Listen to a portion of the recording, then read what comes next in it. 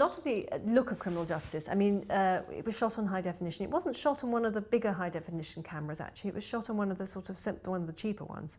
And it was a show that was financially quite a challenge.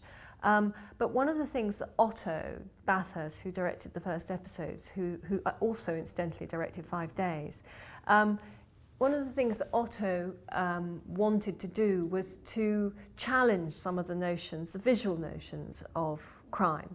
And he wanted, I mean, we were very, very aware that, that we were going to be spending quite a lot of the drama in a prison. And that prisons, you know, British prisons are mainly Victorian, they're very dark, they're very forbidding, they're quite bleak. And that how, you know, that would add a layer of kind of, well, it would add a layer of gloom to the whole thing. So we actually built that prison. I mean, we didn't build the whole structure. Most of the structure was there. It's a sort of warehouse place, and we put the walls and stuff in.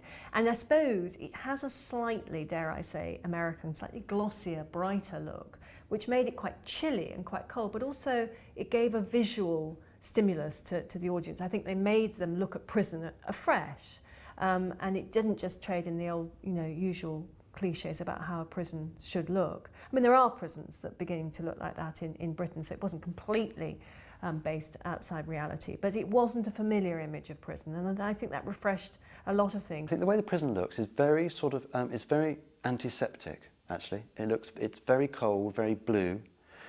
Everybody's wearing grey. And actually, the actual building we use is an old MOD set of buildings, base. And it doesn't have landings and stairs and those safety nets, which is the sort of traditional look of the older Victorian Pentonville type prison, which is the usual way of doing things on television. So important to be a bit different, I think, from those sort of prisons, that sort of look.